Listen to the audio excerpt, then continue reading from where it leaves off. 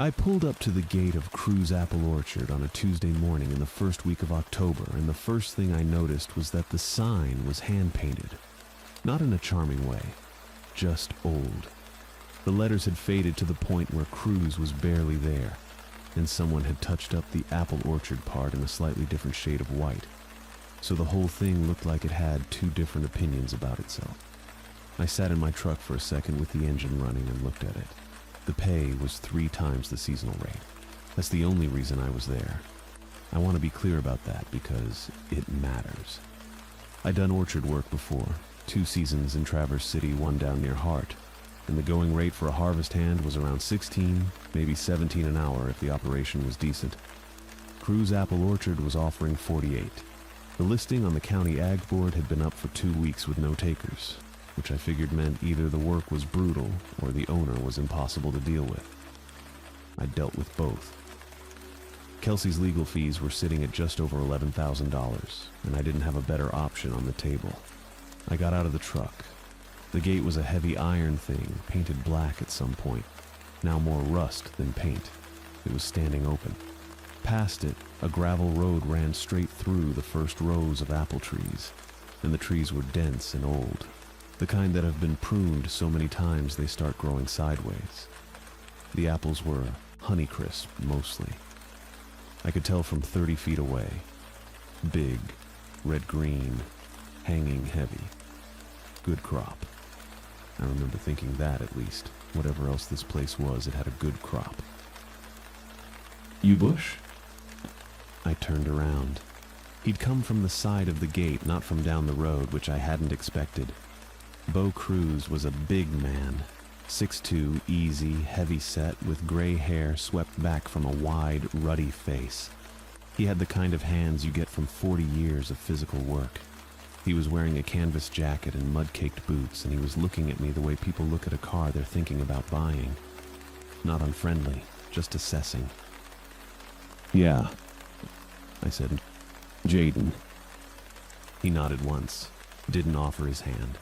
He reached into his jacket pocket and pulled out a laminated card, the kind you'd get from a school supply store, the self-adhesive laminate pouches, and held it out to me. Read that before sundown, he said. all of it. That's a condition. I took it. Okay, not a suggestion. Got it. He looked at me for another second, then turned and walked back toward the main barn without explaining anything else. That was the whole conversation. I stood at the gate holding the card. It was about the size of an index card, maybe a little bigger. The text was typed in a small font, centered, and it listed 5 rules. I read them right there. Rule 1. Any bruised fruit found during sorting had to be buried in the designated plot by midnight of the same day. Rule 2. No whistling in the rows once the fog came in. Rule 3. Any ladder found moved from where it had been left the night before was to be left alone until after dawn. Don't touch it. Don't move it back. Rule 4. Never look into the hollow of the central tree, referred to on the card as the mother tree. Rule 5. The final pressing of the season required a soil-marked witness present.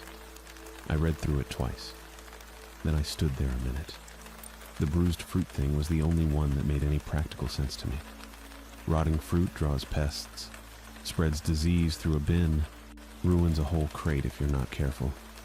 Burying it by midnight was a little specific, but I could see the logic. The rest of it I filed under old family land superstition and left it there. Every old orchard I'd ever worked had something like this. One place in Leelanau County had a rule about never stacking crates in the northeast corner of the barn because the owner's father had once slipped there and broken his wrist. People hold on to things. I tucked the card into my shirt pocket and went to find out where I was sleeping. The first few days were exactly what orchard work looks like from the outside, which is to say, they were hard and boring in equal measure. I was hauling Honeycrisp crates from the picking lines to the packing barn, loading them onto pallets, wrapping the pallets, and staging them near the loading dock where a Meyer distribution truck came every other morning. The crates were 40 pounds empty and close to 80 full. I did that for 8 to 10 hours a day. My back knew about it by the second evening. The orchard itself was quiet. There were 2 other hands working that week. A guy named Dale, who mostly ran the picking crew and didn't talk much, and a younger woman I only saw at the start and end of shifts. I didn't learn her name right away. Bow crews checked in twice a day, morning and late afternoon, looked at the staging numbers, made a note in a small spiral notebook, and left. His wife Ella ran the sorting table. She was wiry and sharp-faced, with steel gray hair pulled back tight, and she worked fast and didn't make conversation. That was fine with me. I memorized the card. Not because I was worried, just because it was short and I kept looking at it. By the 3rd day, I had all 5 rules in my head without trying. The fog started coming in on the 4th morning.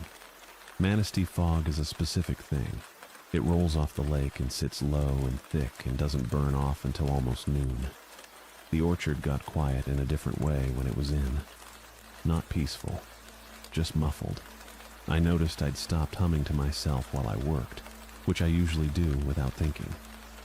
I didn't whistle anyway, so Rule 2 wasn't a problem, but I noticed the fog changed something about the feel of the rows. I kept my eyes on the crates. On the 5th day, I was pulling a sorting shift because Dale needed the other hand on the picking line. Sorting is detail work. You're moving apples from a bulk bin into premium and standard grades, checking for bruising, cuts, size. You get into a rhythm, your hands get cold and your back stays bent, and you stop really looking at individual apples after the first hour, because you're just feeling for problems. I was most of the way through a premium bin when my fingers found something wrong. Hard, small. Not the give of apple flesh, not a pit. Honeycrisps don't have pits that size or shape. I pulled it out and looked at it. It was a molar. Human, I was pretty sure. Intact root and all, a little yellowed, with a dark line along one edge that might have been an old filling. It had been sitting deep in the flesh of a large apple, not on the surface, not resting in the bin.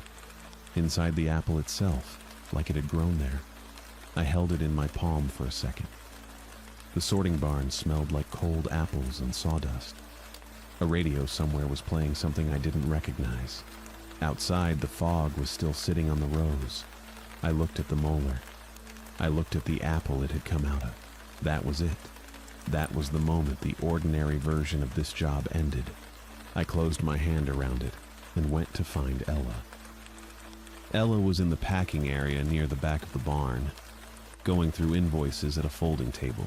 She had a pen in one hand and a cup of coffee that had probably been cold for an hour.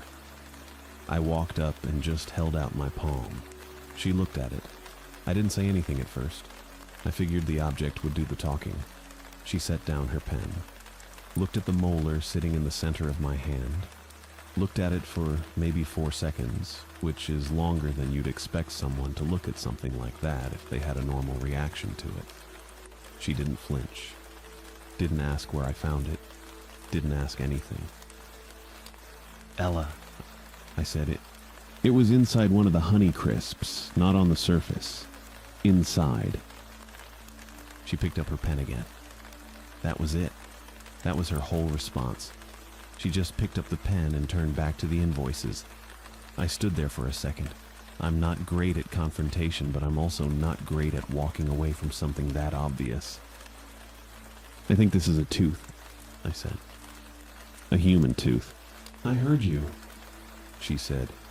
She didn't look up. I didn't know what to do with that. I closed my hand around the molar and kind of just stood there while she made a note on one of the invoices. The sorting barn hummed around us. The radio was still going, something with a lot of guitar. Outside the big side door, I could see the fog had come in thick off the lake, the way it does in early October in Manistee, the kind that sits low and flat between the rows and doesn't burn off until almost noon. Then Ella put down her pen, stood up, and walked past me toward the side door. And she started whistling, low and slow, a little melodic, not quite a real song, just a pattern of notes that repeated. She walked out into the fog and into the rose and kept whistling. I followed her to the doorway. "Ella!" She didn't stop. I stood in the doorway and watched her go. She was maybe 30 feet into the rose before the fog took her. I could still hear the whistling for a little while after I couldn't see her. Then I couldn't hear it either. I looked out at the fog. I looked back at the laminated card I'd been carrying in my shirt pocket since day one, because I'm the kind of person who actually does what they're told when the person telling them seems serious. Rule 2 was right there. No whistling in the rose once the fog has settled. The fog had definitely settled. Ella Cruz had just walked into the rose whistling. I didn't know if she'd done it on purpose or if she just didn't care anymore. I'm not sure which of those was worse to think about. I went back to the sorting bin and kept working because I didn't know what else to do, and the bin wasn't going to sort itself. Bo came through around mid-afternoon. I told him what I'd found. I held out the molar and he looked at it the same way Ella had, a little too long, a little too flat. Then he took it from my hand, put it in his jacket pocket, and said the sorting equipment sometimes picked up debris from the field. That's a tooth? I said. Soil's full of things, he said, and he walked off. I thought about that for the rest of the day. Soil's full of things. Like that was a normal sentence. Like I'd shown him a weird rock. Ella didn't come back for dinner. I noticed because Bo ate alone at the folding table outside the equipment shed, which was where they usually ate together when the weather was decent. He didn't mention her. I didn't ask. I went back to the bunkhouse and sat on the edge of the cot and held the molar. I'd taken it back after Bo pocketed it. Or maybe he'd given it back. I honestly don't remember the exact mechanics of that. And I looked at it under the bunkhouse light. Old filling on the back edge. Root intact. Definitely human. I put it on the windowsill and went to sleep. By morning she was gone. Not went to town gone. Not left early gone. Her boots were still by the barn door. Her coat was still on the hook inside. The coffee cup from the day before was still on the folding table, and it had rained a little overnight, so there was water pooled in it. Nobody leaves their boots. Bo was already in the equipment shed when I got up. I asked him where Ella was. He said she'd gone to visit her sister in Traverse City. I said her boots were still here. He didn't answer that. Just handed me the irrigation checklist and told me to get the pump house running before 8 because the overnight frost had probably stiffened the intake valve. I took the checklist and went. The pump house is a small concrete block building on the north edge of the property, close to where the orchard meets the tree line. It smells like rust and standing water and old motor oil.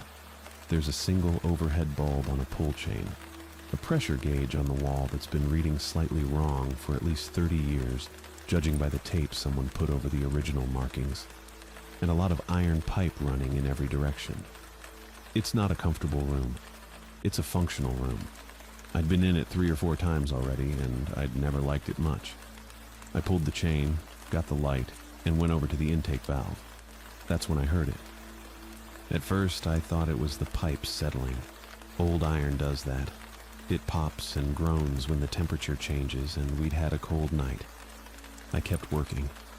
Then it came again, and it wasn't settling. It was a voice. A woman's voice, coming through the pipes. Not from outside. Not from somewhere nearby that happened to carry through the walls. From inside the plumbing itself, traveling through the iron, the way sound does when the pipes are connected and something at the other end is close to the metal. I stopped moving. The voice was Ella's. I was sure of it within about 2 seconds. I'd heard her talk enough times to know the particular register of it, the way she clipped her words short. This was her voice, but wrong, stretched a little, echoing in a way that made it hard to catch individual words at first. I put my hand on the nearest pipe. Cold. I leaned closer. She was saying stop. She was saying it over and over, and in between she was saying something about the pressing. Stop the pressing. Or, please stop. The echo made it hard to be sure, but it was her, And she was begging, and she was somewhere inside the pipe system of this orchard, and that was not a thing that had a good explanation. I stood there with my hand on the iron pipe and listened to Ella Cruz's voice bounce through the metal, and I tried to think of a single normal reason for what I was hearing. I couldn't come up with one. Bo had told me she was in Traverse City. Her boots were by the barn door, and her voice was in the pipes. I started following the sound. The sound was coming from the floor, not from the walls like I'd thought, not from the main line running toward the pump. The floor. I figured out pretty quick that following the pipes themselves wasn't getting me anywhere. They just looped back toward the main junction and the sound scattered. But when I crouched down and put my ear closer to the ground, it got clearer. Still echoing, still wrong in that stretched out way, but clearer. Ella's voice, coming up through the boards. I started moving crates. There were maybe 8 of them stacked against the far wall, the heavy wooden shipping kind with Cruise Orchard, Honeycrisp, Grade A stenciled on the side in black. Each one probably 50-60 pounds. I moved them one at a time and shoved them out of the way and didn't think too hard about whether this was a good idea. It was something to do that wasn't just standing there listening to a woman beg through a pipe system, so I did it. The third crate from the bottom scraped weird when I pulled it. Not the weight, the sound. Like it was catching on something in the floor. I got it clear and looked down, and there it was. A seam in the boards that didn't match the rest of the floor. A rectangle, maybe 3 feet by 4, with a short length of knotted rope looped through a drilled hole on one end. Not a trap door with hinges you could see. Just a section of floor that lifted out. I pulled the rope. The board section came up in one piece, heavier than it looked. Underneath was a ladder, just wooden rungs nailed into the dirt walls, and a square of dark that smelled like cold clay, and something else I didn't have a name for right away. Old paper maybe, and something underneath that, something damp and metallic. I went down. The cellar was about 8 feet deep, maybe 10 feet across. A single work light on a hook, the kind with a wire cage around the bulb, was already on when I got down there, which I didn't think about until later. Dirt walls, dirt floor, a low ceiling with the pump house floorboards running across the top of it. No shelves, no stored equipment, no canned goods or spare parts, or any of the things you'd actually use a cellar for. Just a table, and on the table, a ledger. It was leather-bound, dark brown going almost black at the corners, with no title on the cover. Thick. The kind of book that's been added to over a long time. I picked it up and it had weight to it. Not just pages, but the particular density of something that's been handled a lot. Oils from a lot of different hands worked into the cover over decades. I opened it. The first entry was dated 1922. Neat handwriting, formal.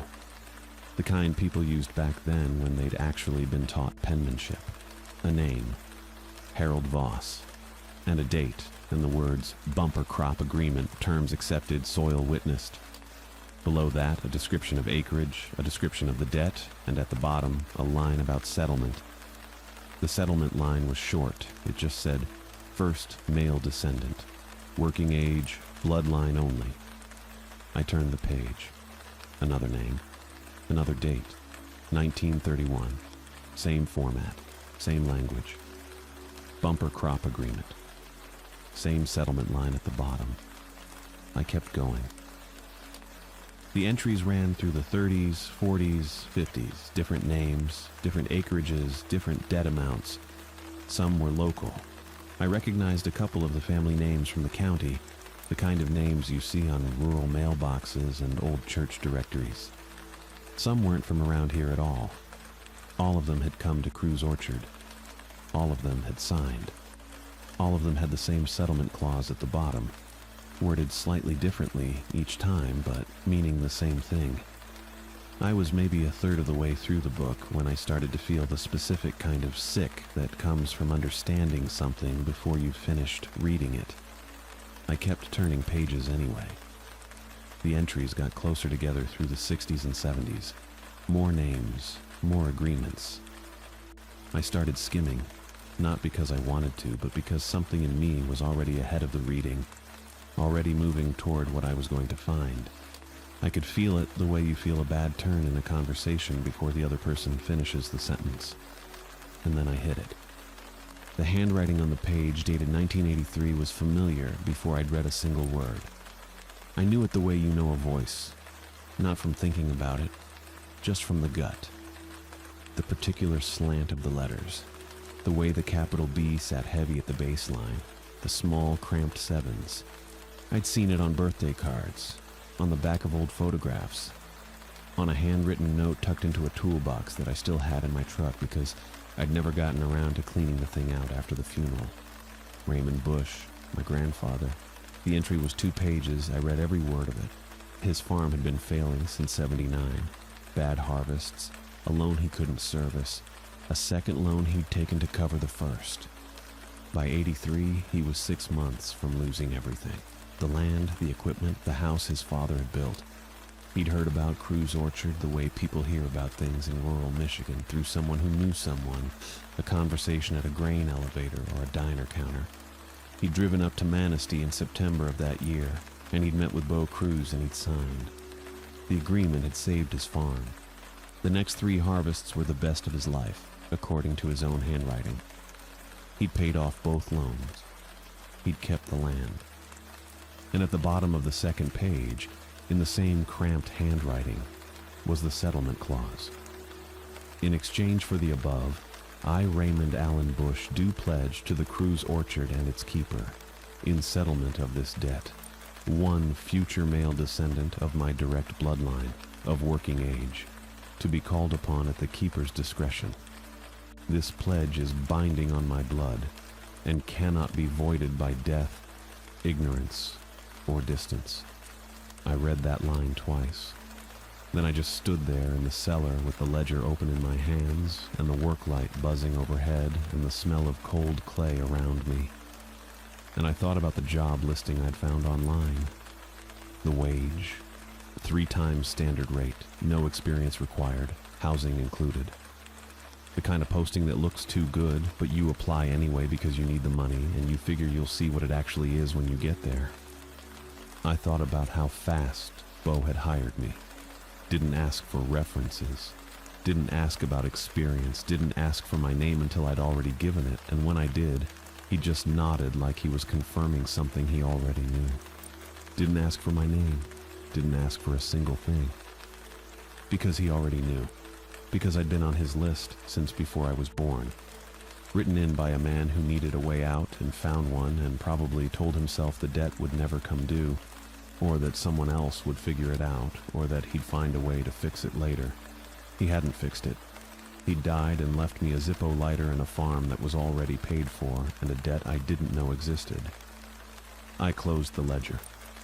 I set it back on the table and I turned toward the ladder and I thought very clearly. I need to get out of this cellar, get to the truck, and drive south until I hit a cell signal and then call someone, anyone, and not stop driving. That was the plan. It was a good plan. It lasted about 4 seconds, because when I got to the top of the ladder and pulled myself up through the trap door and stood up in the pump house, Bo Cruz was standing in the doorway. He wasn't surprised to see me. He wasn't angry. He had his hands in his jacket pockets and he was looking at me the way you look at something that's right where you expected it to be. And he didn't say anything at first. He just stood there blocking the only way out, and the fog was thick behind him, and the orchard was quiet. Found the book, He said, not a question. Found the book, He said, not a question. Yeah, I said. That was it. That was all I had. He didn't move from the doorway, just stood there with his hands still in his jacket pockets. And I was standing in the pump house with the trapdoor still open behind my heels. And neither of us did anything for a few seconds. The fog sat behind him like a wall. I couldn't see the orchard rows at all, just Bo Cruz and gray nothing. You know what it means, He said, also not a question. I got the general idea. He nodded once, slow, like I'd given the right answer on a test. Then you understand this isn't personal. Your grandfather made a choice. You're the settlement. I didn't say anything to that. There wasn't really anything to say. He was right, technically. Raymond had signed something. Raymond had written it down in his own handwriting and put a date on it and everything. The fact that it was insane didn't change that he'd done it. Bo finally pulled his hands out of his pockets and took a step into the pump house, and I took a step back without meaning to. My heel caught the edge of the trapdoor, and I almost went back down into the cellar, which would have been a bad situation. But I caught myself on the wall. The soil here, He said, and his voice was the same flat tone he'd used every single day since I'd arrived. Like he was explaining the irrigation schedule. isn't what you think it is. People assume it's the mineral content, the iron readings. We get asked about it sometimes. Buyers and distributors, people who want to know why the fruit comes out the way it does. He paused. It's not mineral. I already knew where this was going. The ledger had been pretty clear, but him saying it out loud was something else. Every debtor who came before you, He said. that's what's in the ground. That's what feeds the trees. He said it the way you'd say, that's how the press cycle works, or that's why we start harvest at dawn. Just a fact about the operation. No different tone. No hesitation. I stood there and listened to this man explain that the orchard was fertilized with people, and he sounded like he was reading from a manual. That part got to me a little. He gestured toward the side door of the pump house, the one that opened toward the press building. Come on then. I went. I want to be honest about that. I went because he was bigger than me and blocking the only other exit, and I hadn't figured out a next step yet. And sometimes when you don't have a next step, you just keep moving and hope one shows up. That's not bravery. That's just not having a better option. The press building was maybe 40 feet from the pump house. We walked across the gravel in the fog, and I could hear the trees, but I couldn't see them. Just the shapes of them. And the smell out there was apples and damp soil and something underneath both of those that I'd been smelling all week without identifying. Iron. That's what it was. I know that now. He unlocked the press room with a key from his jacket. Heavy timber door, iron hardware, hinges thick as my thumb. He pushed it open and the smell hit me immediately. Iron, strong, and something fermented underneath it. And it was dark inside except for the work light on the far wall. The press was in the center of the room. I'd seen it before, briefly, the first day when Bo had walked me through the operation. I hadn't looked at it long. It was old, industrial, a cast iron frame with a hydraulic ram and a collection basin underneath. The kind of equipment that's been in continuous use for decades. Everything on it was stained dark. The basin, the frame, the collection channel that ran to a drain in the floor. I'd assumed that was apple residue. Oxidized juice, tannins, that kind of thing. That's what I'd assumed. The pressing happens at the end of the season. Bo said from behind me. Always has. Soil needs it before the ground freezes. Keeps the yield consistent through the next year. He said it like he was explaining crop rotation. You'll want to stand over there. I was already not standing over there. I was standing just inside the door looking at the press and the stained basin and the drain in the floor and thinking very fast. The workbench was to my left. It ran the length of the wall, and it had the usual stuff on it. A torque wrench, some fittings in a coffee can, a coil of rubber hose, a few loose bolts, and a pipe wrench. A big one, maybe 24 inches, the heavy cast kind. It was just sitting there. Bo stepped inside behind me and started to pull the door closed. I grabbed the pipe wrench off the bench. I didn't hit him with it. I want to be clear about that. Not for any moral reason, just because I didn't. He was still behind the door when I grabbed it, and by the time he got the door shut and the bar dropped, I was already looking at the hinges. 3 of them, surface-mounted, old iron, screwed into the frame from the inside. The screws were big, but the wood around them was old. I heard the bar drop on the outside, a heavy thunk. Then his footsteps on the gravel, going somewhere, not hurrying. I stood in the press room alone with the smell of iron and the work light buzzing, and the press sitting there in the middle of the room. I didn't look at it again. I looked at the hinges. I put the wrench jaw around the top leaf of the first hinge, and I leaned into it. The screws held for about 3 seconds, and then the wood gave and the hinge plate pulled free from the frame. The second hinge took longer, maybe a minute, because the screws were seated better, but they came. The third one I had to work the wrench back and forth to get purchase, and my hands were sweating, and the iron smell was very strong, and I was breathing through my mouth. Third hinge came free. The door was still held by the bar on the outside, but it was only held at the latch side now. I stepped back and kicked it, low and hard, right at the latch point. It flexed. I kicked it again. On the third kick, the latch side swung out about 4 inches and caught on the bar. And on the fourth kick, the bar jumped its bracket and the door swung open and banged against the outside wall. Cold fog air came in. I walked out of the press room. I didn't run yet. I moved fast, but I walked, because I needed to think for 10 seconds, and I can't think when I'm running. I went to the tool shed first. It was unlocked, same as always. I found the tractor gas on the bottom shelf where it always was. A 5-gallon red plastic jug, mostly full by the weight of it. I grabbed it. Then I ran. I could hear Bo somewhere in the rows to my left, moving parallel to me, not rushing. He knew the orchard in the dark and the fog in a way I didn't, and I knew that, and I ran anyway toward the center because I'd had about 4 minutes alone in that press room to think. And I'd come to one conclusion. The ledger had names going back 100 years. Every one of them had ended up in that press room. Every one of them had probably tried to run for the gate, for the road, for the forest edge.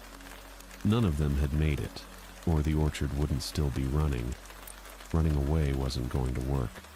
I'd figured that much out. The mother tree was at the center. Rule 4 said never look into the hollow.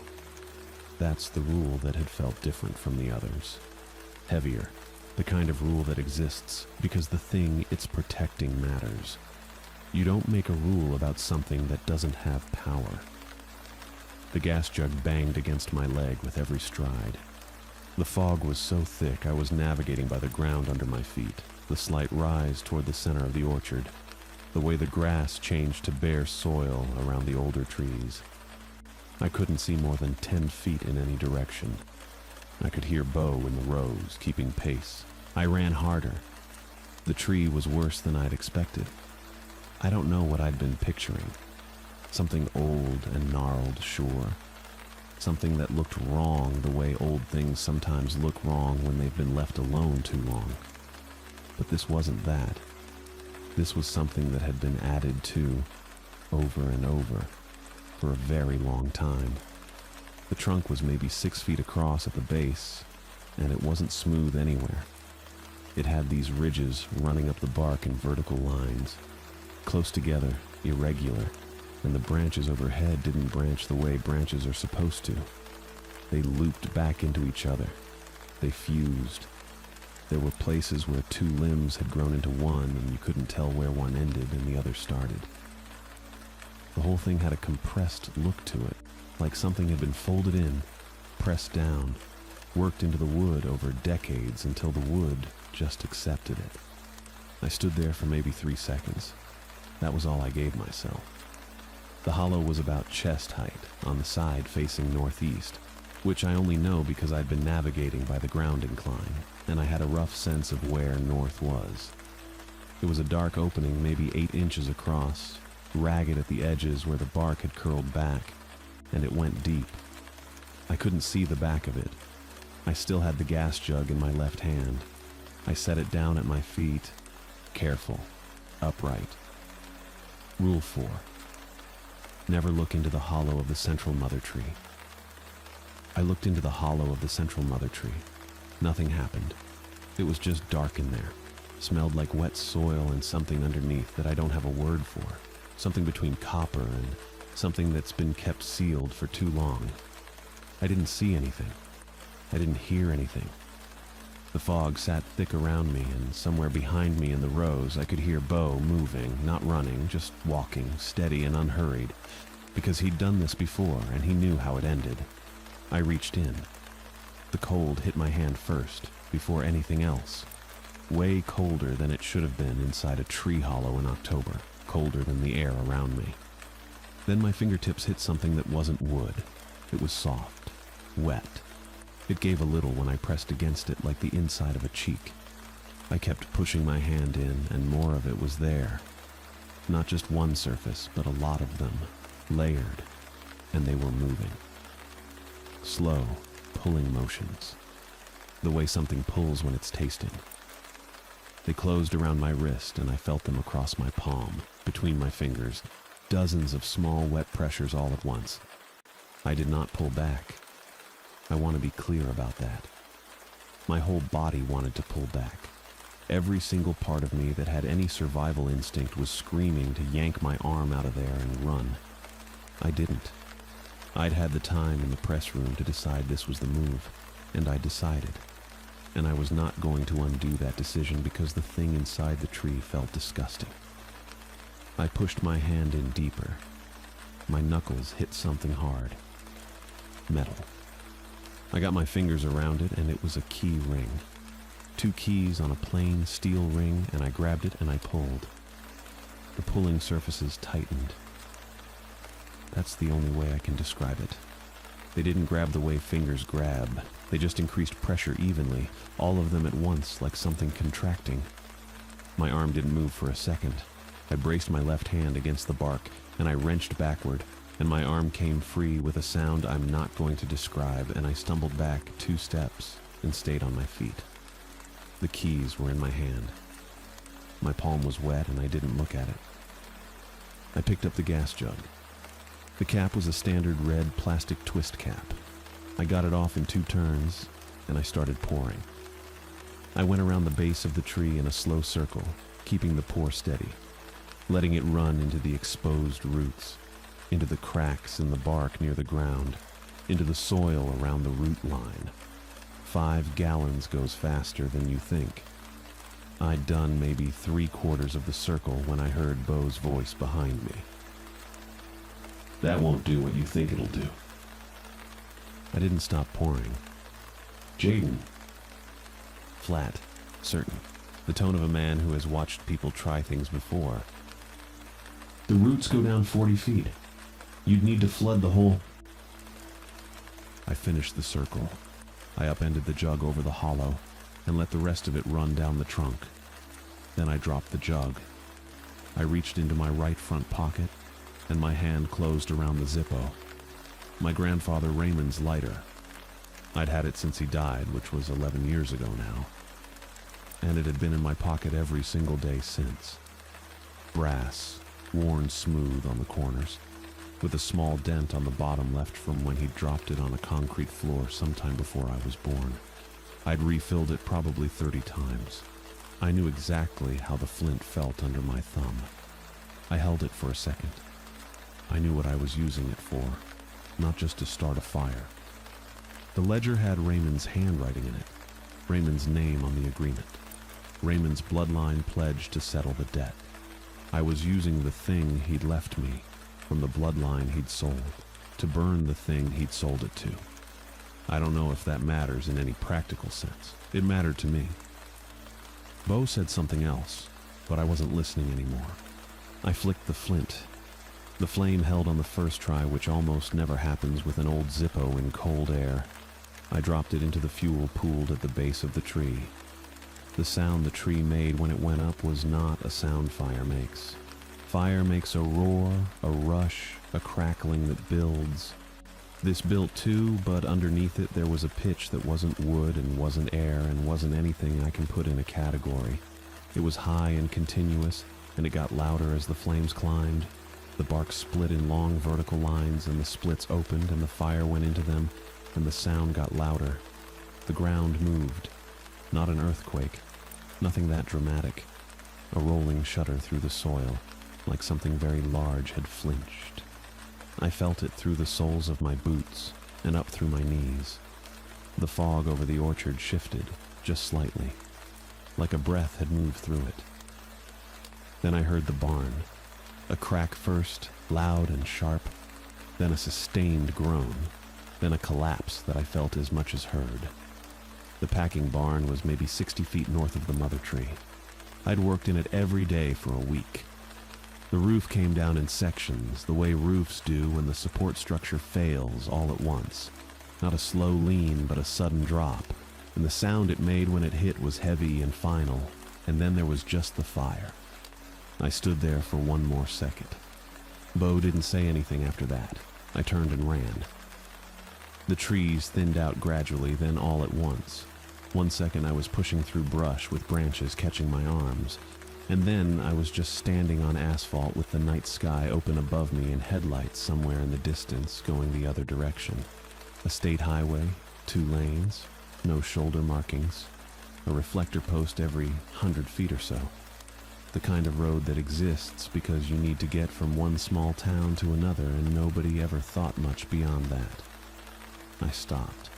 My lungs were doing their own thing for a minute. I put my hands on my knees and just breathed. The air out here was cleaner, or at least it felt that way. Still had smoke in it, but it was distant smoke. The kind that's more smell than substance. Behind me through the trees there was an orange glow. Not close. Getting smaller maybe, or maybe I just needed it to be. I straightened up, and that's when I looked at my hands. I'd noticed them earlier, back at the tree, but I hadn't really looked. There's a difference. Earlier I was still moving, still in the middle of it, and your brain does this thing where it files certain information under deal with this later, and just keeps you going. Later was now. Both palms were black, not dirty black, not ash black. Black the way something is when the color has gone all the way down into the layers of it. Even in the low light from the highway, I could see the edges where it stopped, just below the wrist on each hand. A clean-ish line like I'd dipped them. The skin texture looked normal. No blistering, no raw patches. It just looked like I was wearing gloves, except I wasn't wearing gloves. I tried to feel my left palm with my right thumb. Nothing. Pressed harder. Still nothing. Not the nothing of cold hands or the nothing of sitting on your arm wrong. Just absent. Like pressing on a table.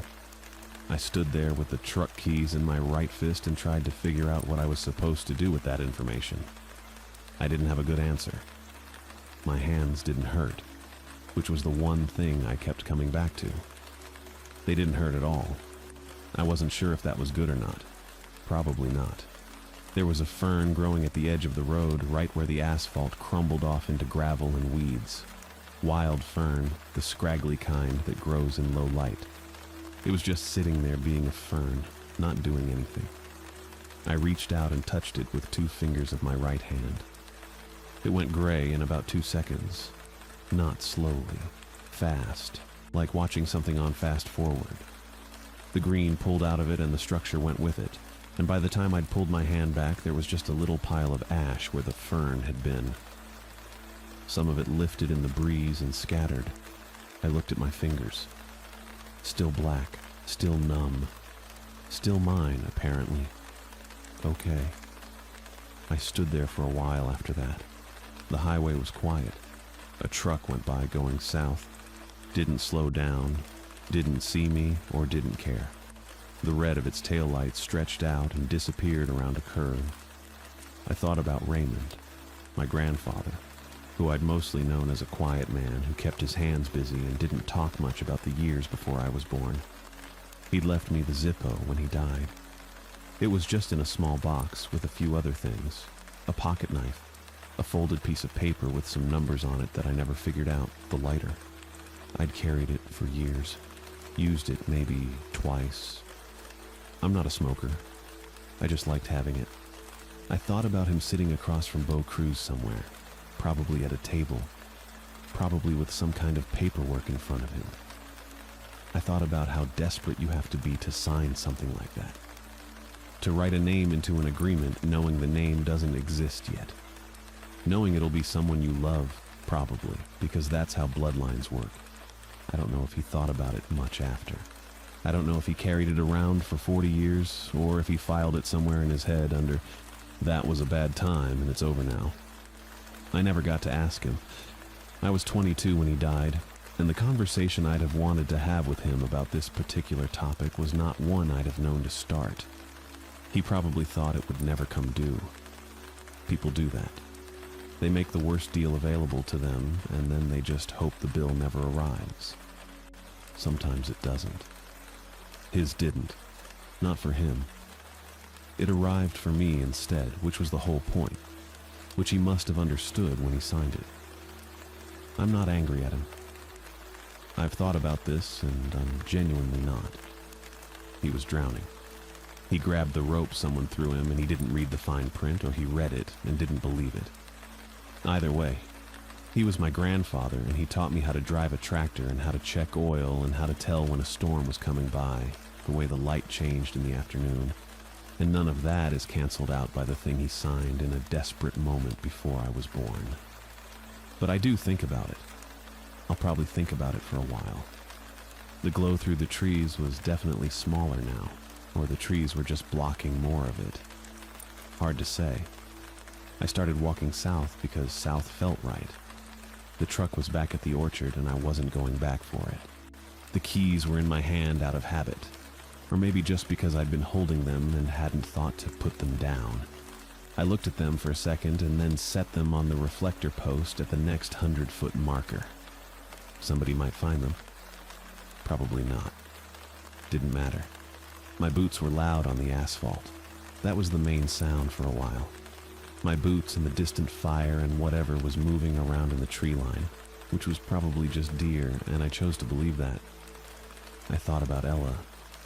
I thought about her voice in the pipes, that particular quality of it, the way it echoed through the metal like it had been traveling a long distance to get there. I don't know what happened to her. I don't know if she's in the orchard somewhere, or if she's somewhere else, or if the fire changed anything for her. I hope it did. I don't have a better answer than that. I thought about Kelsey. She didn't know any of this. She knew I'd taken a seasonal job in Manistee and that I'd call when I could. And the last time I'd called, I'd told her the pay was good and the apples were Honeycrisp and the weather had been decent. She had no framework for the rest of it. I wasn't sure I was going to give her one. I'd have to think about that. What I'd tell her was that there'd been a fire, that the barn collapsed, that I got out and I was walking to the nearest town and I'd call her when I got there. That was all true. That covered it, technically. My hands swung at my sides as I walked, black against the dark. I kept looking at them and then looking away and then looking back, the way you do with something you're still adjusting to. There was a word for what they were now. I didn't have the word yet. I figured I'd find it eventually, or I wouldn't, and either way, I'd figure out how to live with it. The debt was done. That was the thing I kept coming back to. Whatever Raymond had written me into 40 years ago, it was done. The lighter had seen to that. The same blood that made the promise ending it, which felt like the kind of logic that only works in places like the orchard, and I was glad it had worked here. I was out. That was it. Just walking on a highway in northern Michigan at whatever time it was, probably past midnight, with smoke in my hair and black hands and no ride. And I was out. A light appeared ahead, maybe a mile down the road. A gas station sign, the tall kind, lit orange and white, a Sunoco. I could see the two colors even from here. I kept walking toward it.